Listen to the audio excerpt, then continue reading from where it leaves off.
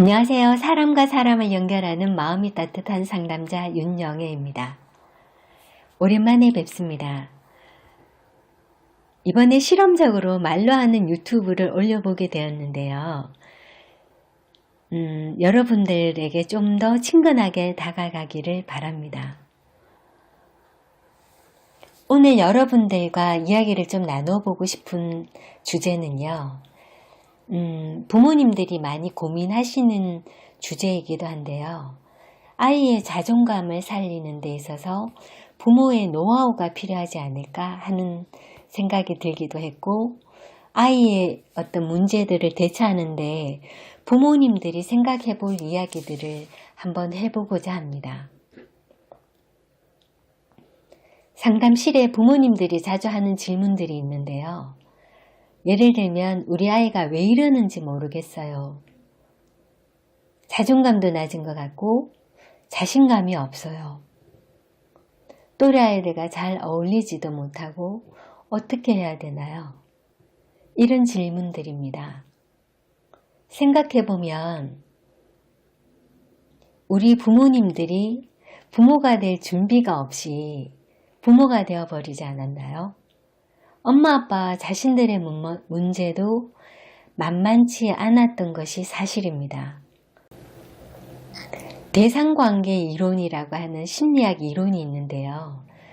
그곳에서 위너컷이라는 사람은 아이는 부모의 눈에 비친 자기 모습의 상을 보고 자란다고 말했습니다.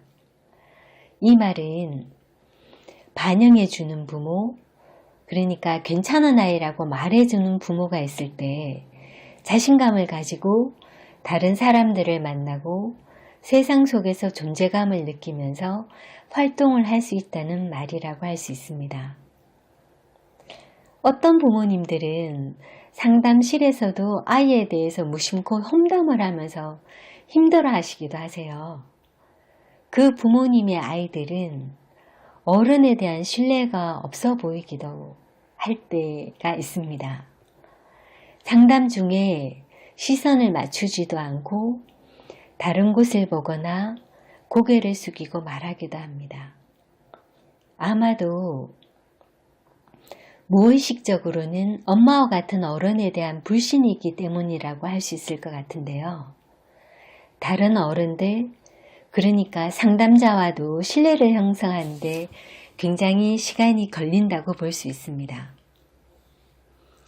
그러니까 부모님이 자기를 괜찮다고 인정해주고 반영해준 아이들은 자신을 존중하고 자존감이 높은 아이가 되는 것이라고 할 수 있을 것 같은데요. 이렇게 인정해주고 반영해주는 사람을 대상관계에서는 자기 대상이라고 말합니다.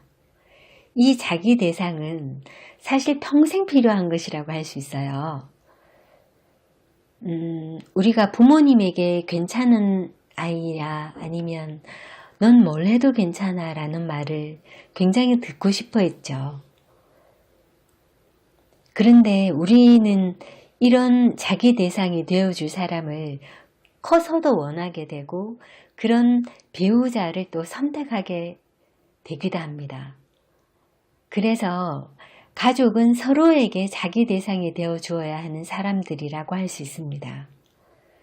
서로에게 관심과 사랑을 나누어 주어야 하는데 그런 걸 받지 못했을 때 상처를 입게 되고 아픈 경험을 하게 되고 또 싸움이 잦은 가족 속에서 위로해 줄 사람을 바깥에서 찾아 헤매게 됩니다. 상담자 입장에서도 그런 것들을 보게 될 때 굉장히 가슴 아픈 일이기도 합니다. 이만하면 됐어 하는 이런 자기 이미지는 엄마 아빠가 반영해준 모습이라고 할 수 있는데요. 엄마 아빠가 알려준 모습을 결국은 자기 상이라고 또 할 수 있죠. 스스로 존중받을 만한 사람으로 인정받지 못한 아이를 그런 아이들을 보는 부모님은 우리 아이가 왜 이러는지 모르겠다고 말하지만 실제로는 부모님이 그렇게 만들었다라고 말할 수도 있을까요? 어떤 부모님들은 아이들에게 밉다는 감정이 느껴지기도 하는데요. 우리는 사랑하는 가족인데 왜 서로 가족끼리 좋은 자기 대상이 되어주지 못하는 걸까요?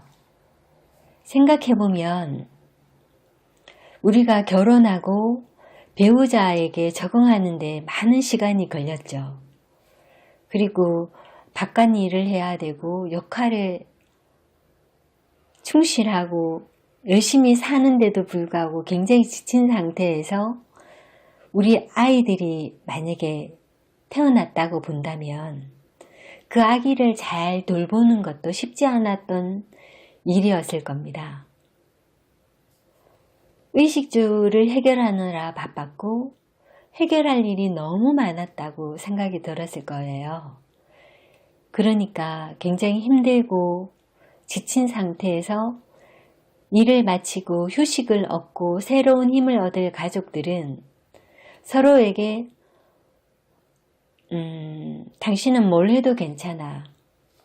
사랑하는 남편에게 당신은 뭘 해도 최고예요 라는 말을 해주기가 쉽지 않았을까라고 생각이 됩니다. 그러니까 당연히 아이에게도 넌 뭘 해도 괜찮아. 너답게 해봐. 기다려줄게.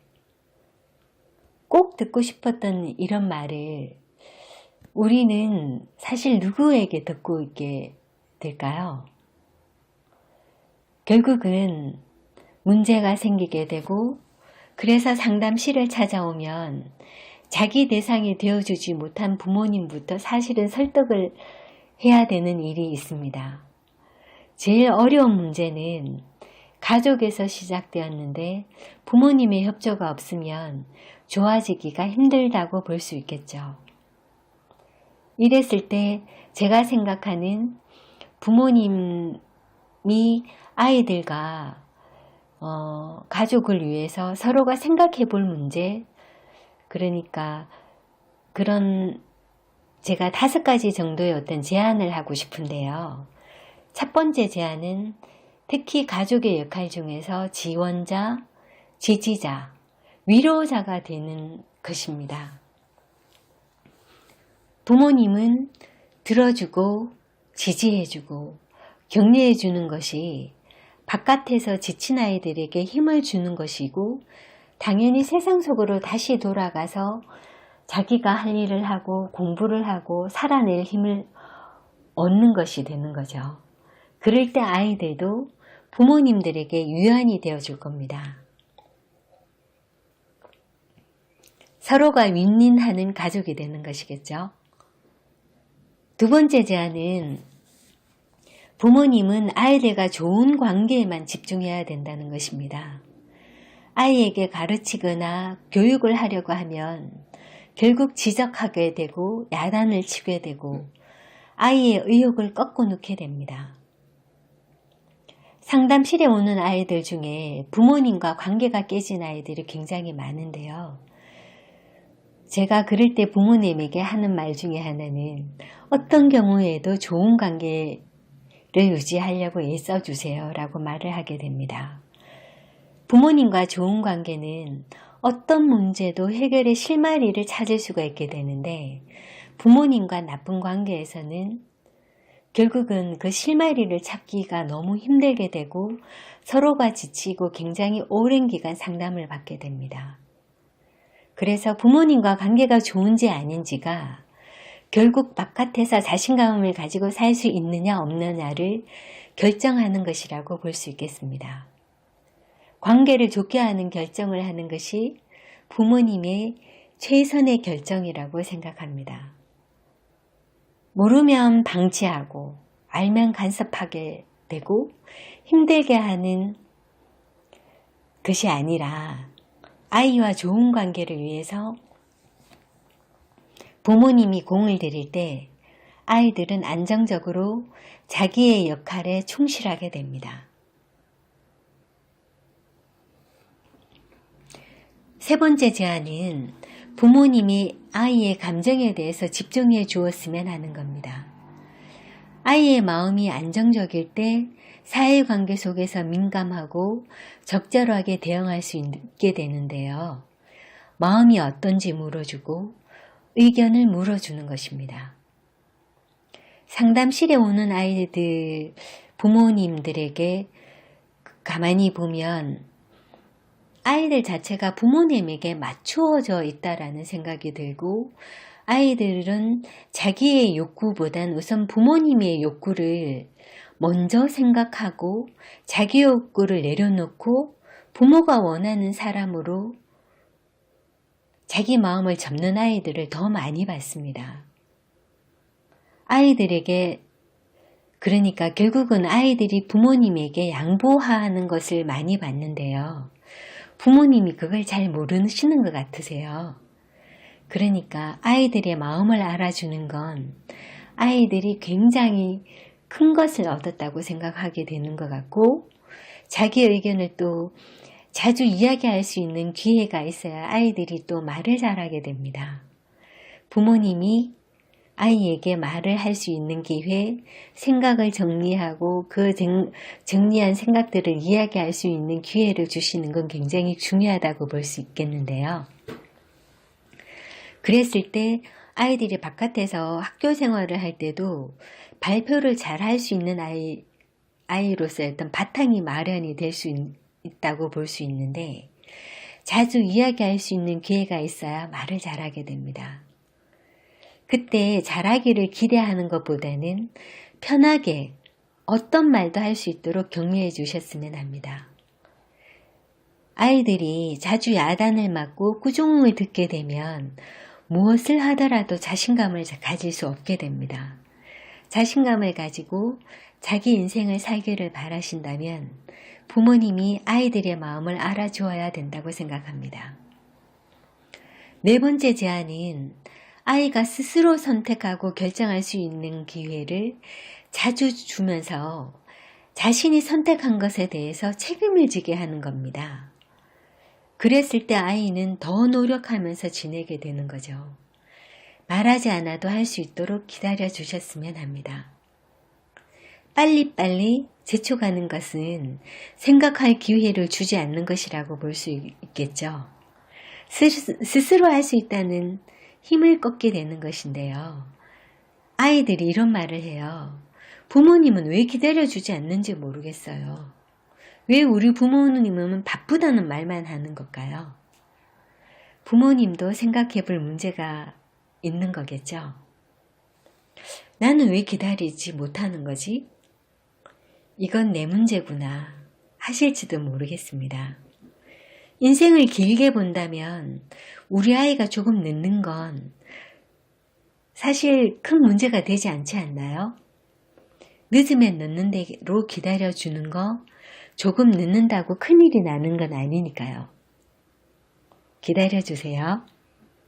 그리고 다섯 번째 제안은 다른 아이들과 비교하면서 너는 왜 그러느냐 하는 말을 결국 아이들을 위축하게 만드는 것인데요.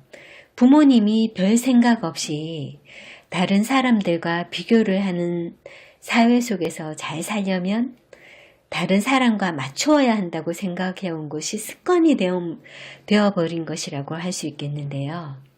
하지만 내 아이의 속도를 부모가 이해하고 아이에게 맞추어 주어야 된다고 생각합니다.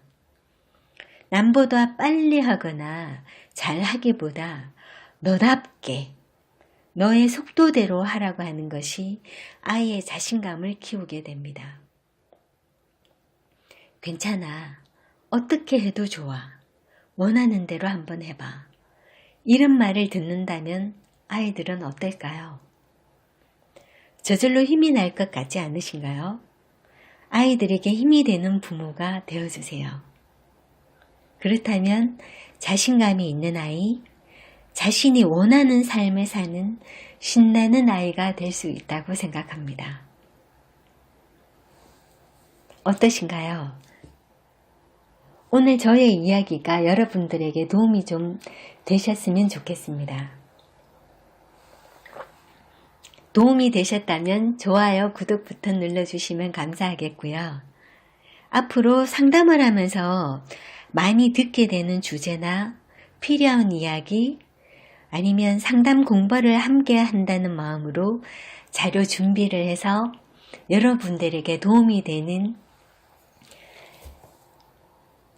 영상이 되었으면 좋겠습니다. 좋은 자료 준비해서 다시 인사하겠습니다. 감사합니다. 안녕히 계세요.